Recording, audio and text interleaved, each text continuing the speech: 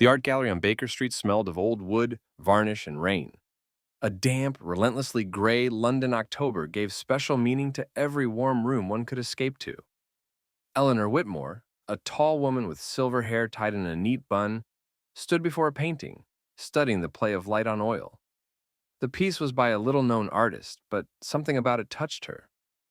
"Impressive, isn't it?" came a calm, confident male voice from beside her. She turned. A young man no older than 30, wearing a blue shirt and black slacks, stood nearby. His hands were folded behind his back, like a true connoisseur. He wasn't looking at her. He was looking at the painting. That was disarming. "Not often do I meet someone your age who knows Peter Doig," Eleanor noted, raising an eyebrow. He smiled slightly, finally meeting her eyes. Gray eyes with a hint of mischief, neatly trimmed stubble, a confident jaw. "Michael Ross," he introduced himself. "I work here, and I suppose I'm a bit too interested in art." "Eleanor Whitmore," she replied, extending her hand. He shook it gently, respectfully. No trace of falsehood. They stood in silence for a few minutes. Then Michael turned to her and said softly, "There's a place just around the corner with good coffee. If you don't mind, I'd love to hear a collector's thoughts on this piece." She laughed, unexpectedly and brightly. This young man was confident, but not cocky. There was no pressure in his voice, and his gaze was open. "A collector? You flatter me." "Or maybe I guessed right," he winked. They left the gallery together. The rain had picked up, and he quickly opened an umbrella, shielding her carefully. Eleanor noticed how he supported her arm, guiding her across the slick pavement. A small gesture, but so rare. "What brings you to galleries at all?" she asked, once they were seated at a corner table. "Because paintings don't lie," he said. "They don't smile if they don't like you. Don't say, 'I'm fine,' if they're dying inside. They just exist." Eleanor fell silent, genuinely impressed. Michael ordered her an espresso and himself a cappuccino. He listened more than he spoke, asked all the right questions, and said very little about himself. But he had impeccable manners, a sharp mind, and that quiet kind of charm that's hard to resist. When she came home later than usual, Helen called, "Where have you been, Ellie?" "Let's just say I met a young man." "Young? How young?" Eleanor smiled, glancing at her reflection in the window. "Young enough to remind me what butterflies feel like." 2 weeks had passed since their first meeting. Michael began to appear in her life so naturally it felt like he had always been there. Sometimes a chance encounter at the gallery, sometimes an invite to an art lecture, sometimes just a message. "Were you also thinking about that painting today? Or is it just me who can't get it out of my head?" Eleanor laughed. His messages were light, clever, occasionally a bit cheeky.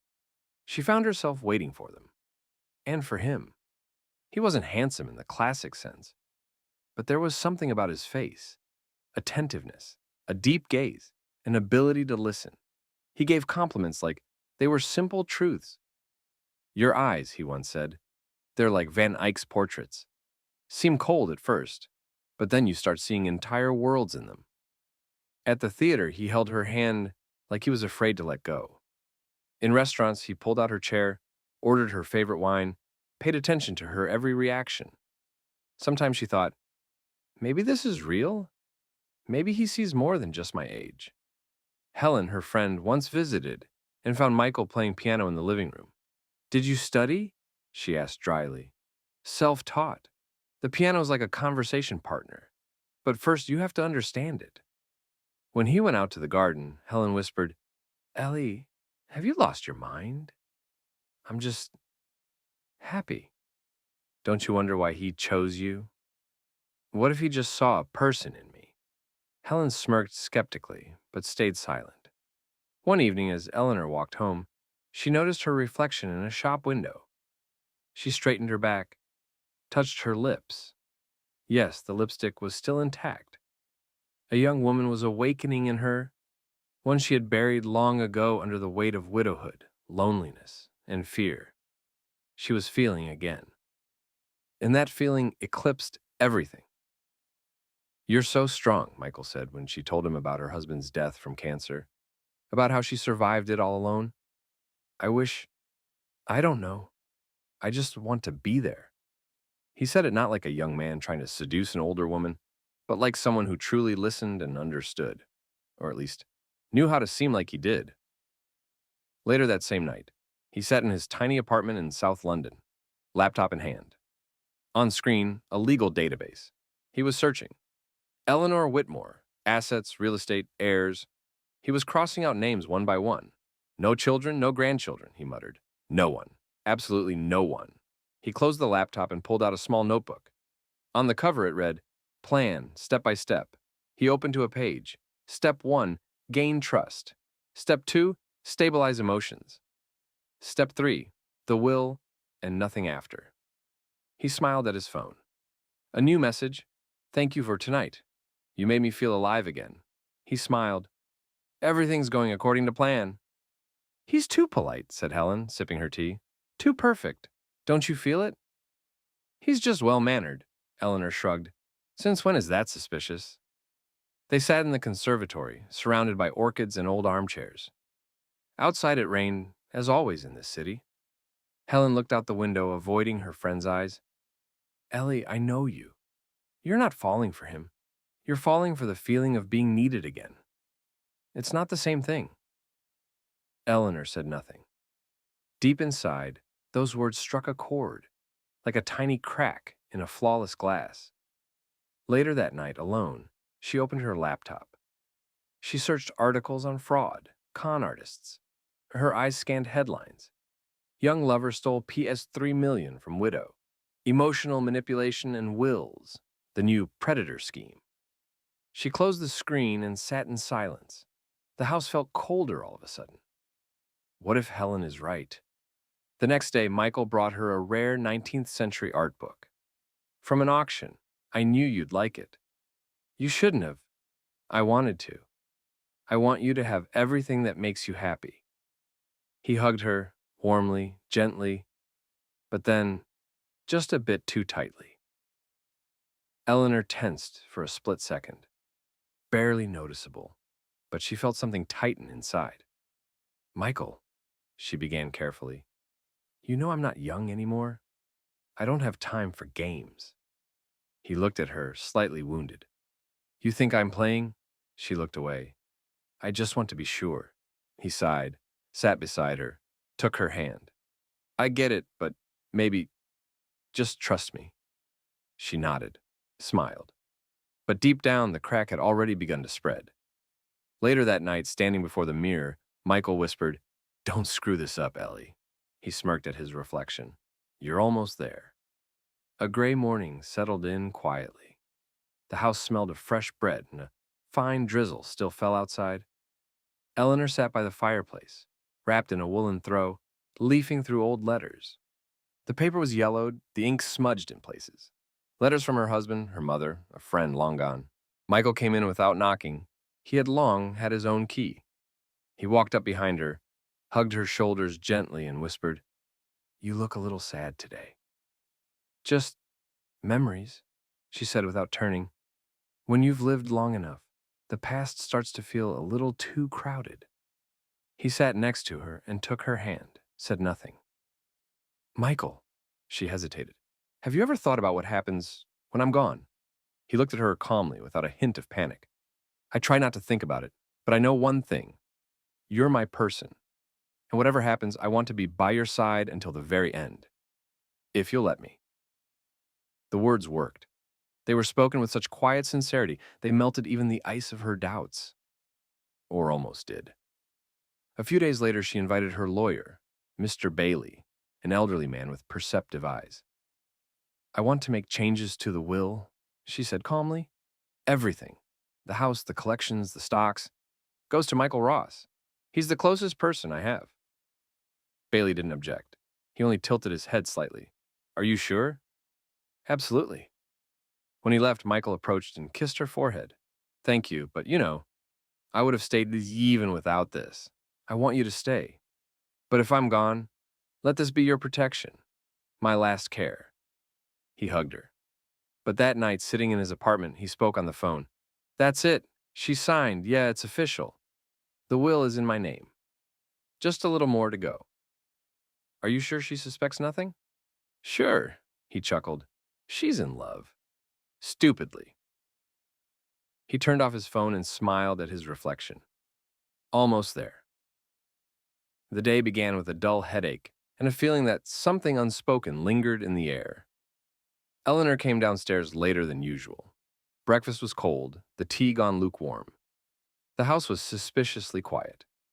Usually by this hour, Michael was already bustling in the kitchen, slicing oranges, picking out music on her old record player. Today, he was gone. On the hall table lay an envelope, thick, cream-colored, with no return address. Its neatness made it immediately stand out. Not a bill, not an invitation. Eleanor picked it up, ran her finger along the edge, and opened it. Inside was a single sheet of paper. Typed. No greeting, no signature. You made a mistake. He's not who he claims to be. Check this. The name Michael Ross was removed from the registry back in 2018. He's done this before. Good luck. Well, it's not too late. Her heart stopped for a moment. She sat down heavily on the nearest bench in the hallway. The paper trembled in her fingers. For several seconds, she stared at the wall in front of her, unblinking, barely breathing. Everything inside tightened. Some unnamed fear slowly rose from the pit of her stomach, crawling up her spine. Not who he claims to be. Eleanor felt a familiar, bitter emotion flare in her chest. Vulnerability. The kind she had guarded herself against for years. After her husband's death, after loneliness, after betrayals she never confessed, even to her closest friends. She read the letter again. Then a third time. Every line struck like a blow to the chest. Who sent this? Helen? Unlikely, not her style. Maybe someone from Michael's past, or rather, someone from the past of whoever he really was. When Michael returned, Eleanor was already sitting in the living room with a book, trying to appear calm. You're early, she said, not looking up from the page. Missed you, he said lightly, approaching and kissing the top of her head. You look pale. Everything okay? She didn't answer right away. Only after a few seconds, slowly, like dragging the words out of herself. Just tired, didn't sleep last night. Bad dreams? He asked, sitting down beside her and looking into her face. Thoughts. He gently brushed her shoulder with his fingers, just like always. But now that touch felt different. Like sandpaper. Eleanor sensed the falseness, once invisible, now painfully clear. She no longer felt warmth, only performance. Maybe you should get away for a while, he suggested softly. Rest, clear your head. I've been thinking about it, she nodded, eyes still lowered. Why do you want me gone now, Michael, she thought. Because everything's ready? Because you already feel like the owner? The next morning, she dug out her old address book and found the number for Callahan Investigations, a private agency once recommended to her by an antiques dealer who had been scammed. You're in luck, Mrs. Whitmore, said a voice on the phone with a light Irish accent. I'll personally look into it. Name? Michael Ross, 28. Worked in an art gallery. Moved in with me about a month ago. Do you know his real name? That's what I want to find out. Understood. Does he have a car? Any social media? Very little. He's extremely careful. That already tells me a lot, Callahan replied. I'll be in touch in a couple of days. Those 2 days felt like an eternity. Eleanor tried to act as usual, laughed at his jokes, accepted the flowers, praised the books he brought, but inside a quiet, focused work had begun. She started to observe he always woke up before her. He never left his phone unlocked. He never used video calls. He almost never talked about his childhood. And most of all, he always seemed prepared, always in control of the space, like an actor rehearsing a role.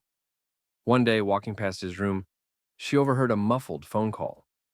The volume was barely audible, but his voice was tense. She still suspects nothing. No, I told her about the vacation. The will's signed, so it won't be long. Just need the right moment. Footsteps. Eleanor managed to step back toward the bookshelf and pretend to look for a magazine. What are you looking for? He asked cheerfully. Something on French architecture. I'm thinking maybe you were right. Maybe it's time to move. I told you, he smiled.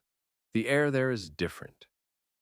Different air, a different life. Without me? She nodded slowly, barely blinking. 3 days later, a message arrived from Callahan. His real name is Daniel Harris. He used the name Michael Ross until 2018. He was involved in 2 previous cases, both with elderly women, wills, and subsequent disappearances. Charges were never proven. He worked cleanly. But traces remain. My advice? Don't act alone. He's dangerous. Eleanor didn't cry. She didn't call Helen. She didn't cause a scene.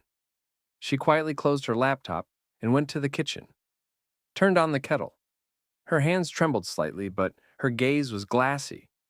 Daniel, not Michael. The name left a bitter taste. She repeated it to herself several times, staring at the boiling water. You almost convinced me, almost made me believe. But now you've crossed the line. That evening, he suggested they celebrate their 1-month anniversary. Dinner, candles, glasses of wine. You're happy with me, aren't you, Ellie? He asked, raising his glass. Yes, she replied. It feels like I've found myself again. He touched her hand. And I found my real life. Everything before doesn't matter. Only this does.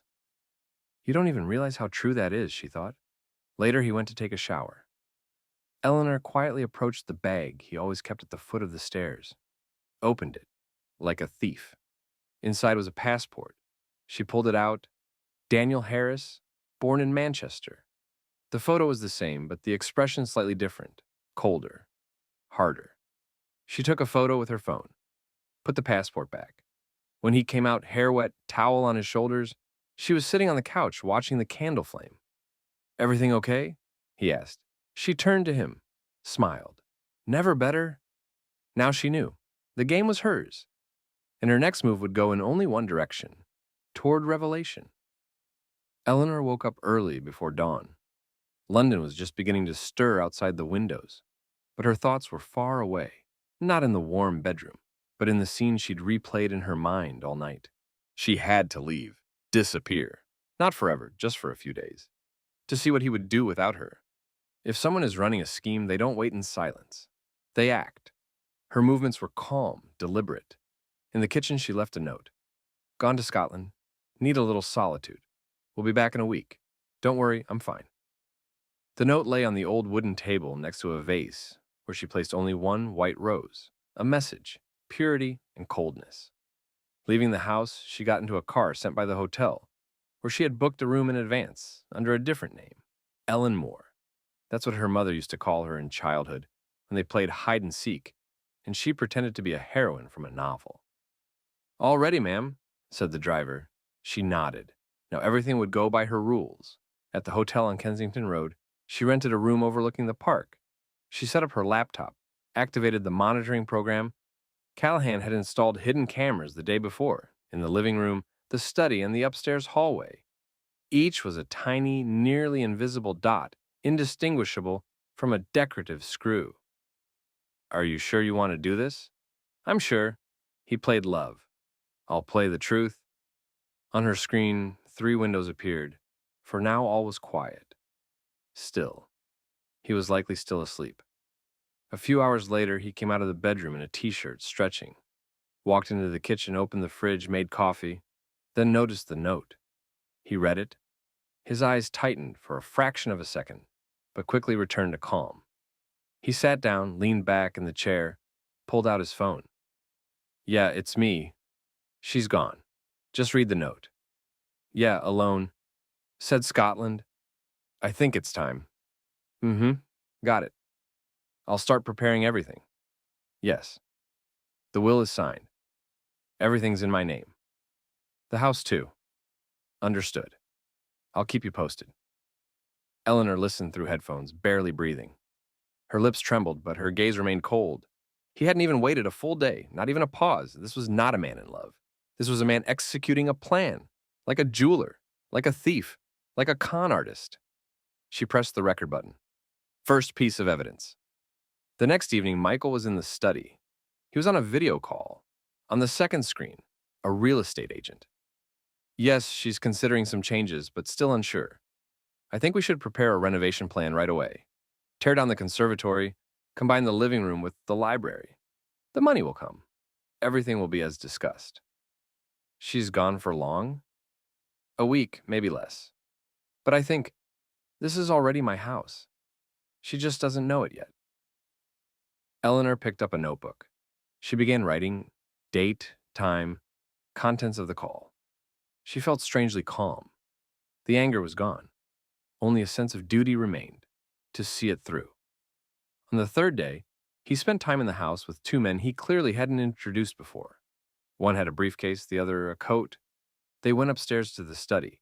The camera only picked up audio, but it was enough. So, it's confirmed the will's in your name? Yes, certified. The documents are with the lawyer. I can show you a copy. Then we can move on to the next stage. How much are you planning to invest in restoration? Around $2 million, but only after the title transfer. I don't want to take any risks. Eleanor clenched her fingers involuntarily. He was already talking about millions.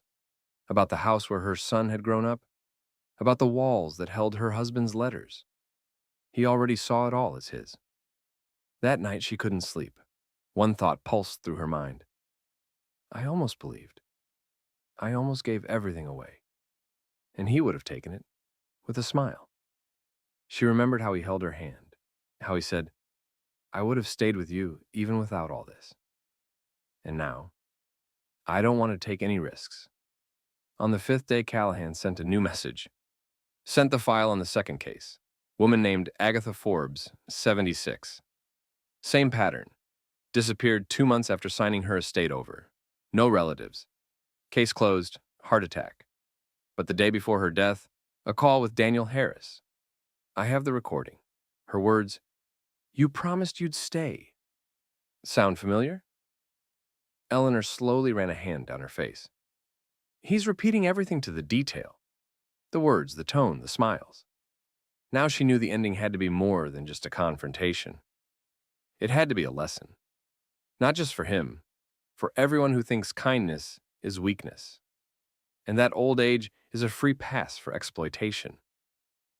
On the sixth day, she called Mr. Bailey, her lawyer.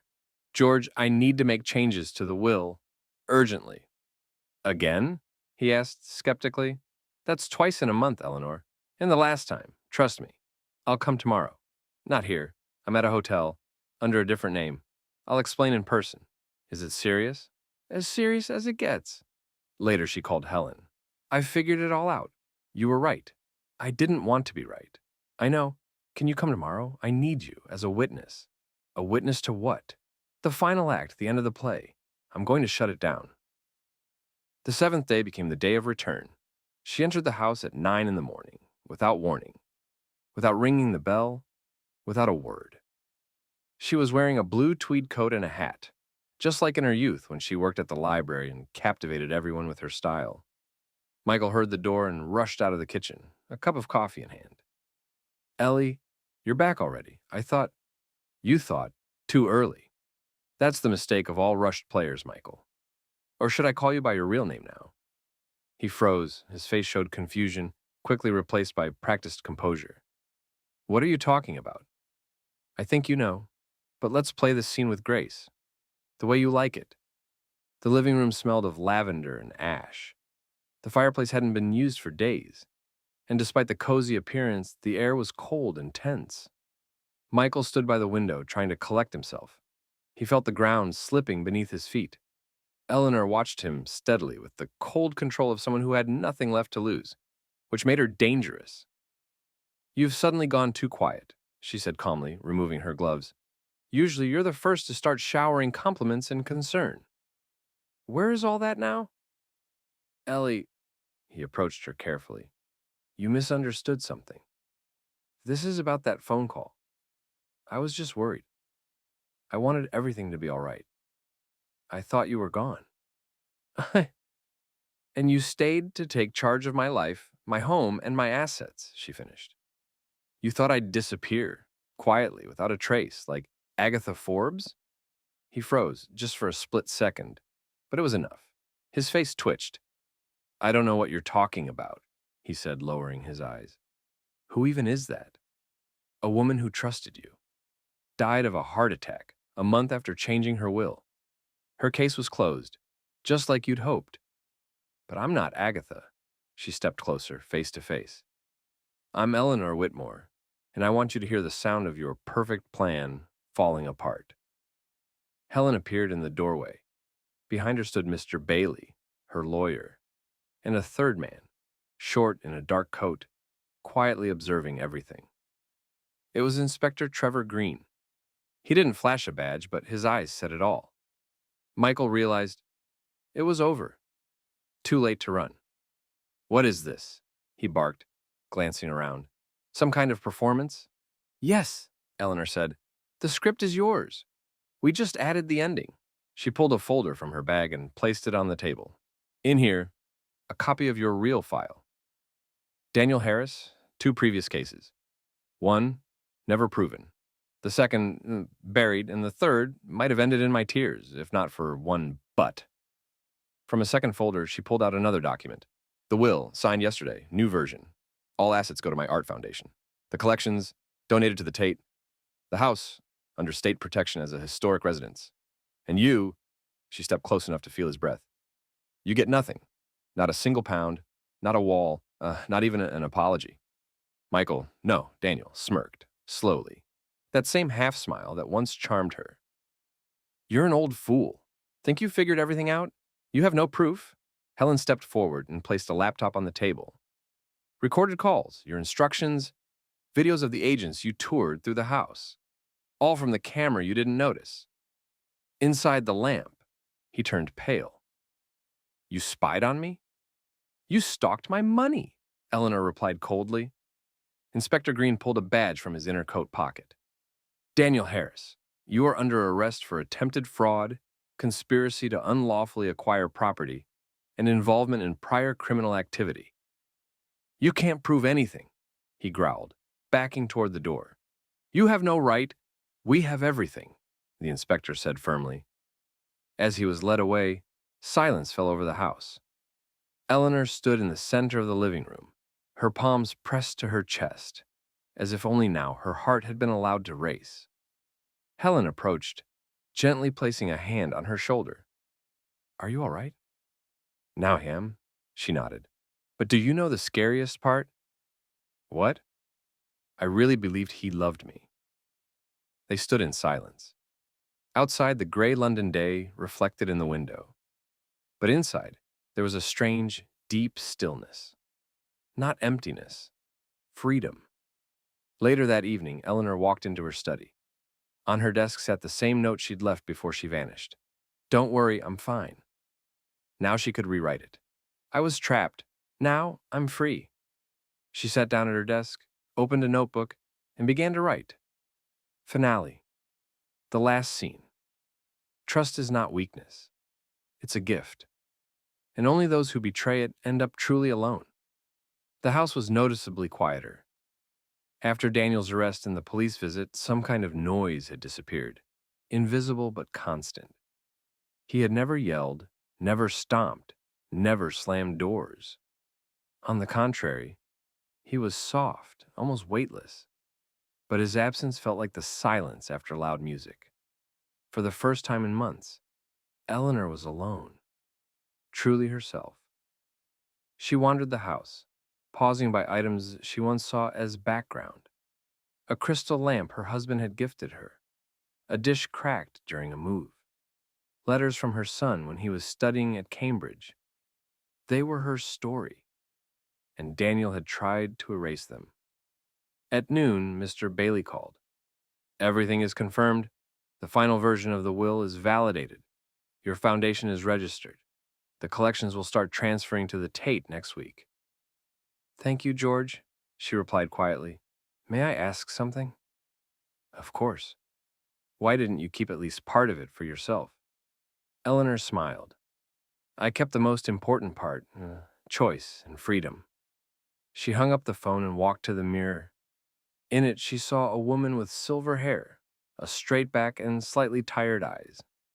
But behind that tiredness now stood strength, the kind that cannot be bought or seduced. A few days later, Helen visited again. She brought pastries, an old newspaper, and a newer one, with an article titled, "Notorious Con Man Arrested. Third Attempt Ends in Failure." "He probably thought he'd outsmart everyone," Helen said, pouring tea. "He wasn't playing for money," Eleanor replied. "He played for the feeling of control, for power. And you outplayed him." Eleanor looked out the window. "I simply refused to stay silent." She paused and added, "And I don't regret letting him into my life." Helen raised an eyebrow in surprise. "Truly?" "Yes. Because of him, I remembered what it means to live, to feel, to decide, to act. He wanted to make me weak, and made me strong instead." That evening, Eleanor pulled out one of her old photo albums. Inside were pictures of her husband, her son, and her younger self in Paris. The last page was blank. Eleanor carefully pasted in a photo of the house taken that morning. In the background, early fog, a ray of sunlight, and the crowns of old trees. Below it she wrote, "Mine, forever, without illusions, but with dignity." A year later, the exhibition hall of the National Gallery in London was bathed in soft light. People in formal suits and evening gowns moved slowly from painting to painting, admiring, discussing. At the center hung a portrait, modest, almost minimalist, but filled with quiet power. A woman in an armchair, a book on her lap, her gaze turned to the side, and in those eyes, a whole life. Beneath the portrait, "Donated by Eleanor Whitmore, defender of truth and exposer of lies." "Is that her?" whispered a young woman, looking at the elderly lady in a gray coat standing by the wall. "That's her," the curator smiled. "Thanks to her, we opened an entire new wing of the gallery." Eleanor wasn't listening. She looked at the portrait, not as herself, but as a memory. It held something greater than a face. It held a story, and a choice, and solitude, and victory. A young man around 25 approached, clearly nervous. "Mrs. Whitmore, may I ask you something?" "Of course." "What would you say to someone who's afraid of growing old?" She smiled, not with irony, but gently, with warmth. "With age, you lose many things. But if you still know how to forgive, to think, and to fight, you are younger than those who live by habit alone. Old age is not the enemy. Indifference is." The young man nodded. He wrote it down in his notebook. Thanked her. Helen stood in the corner watching. "You're practically a legend now," she said when Eleanor walked over. "I'm just a woman who opened her eyes at the right time." And closed the door. They laughed, then walked out of the gallery together. It was cool outside, but fresh. No one on the street turned to look. And that was perfect. Not fame, not scandal, just life. "Shall we walk through the park?" Helen asked. "Absolutely, but first, one glass of good wine." "What for?" Eleanor looked up at the sky where the scattered clouds parted like a curtain. "For truth. It doesn't always bring happiness, but it always brings freedom."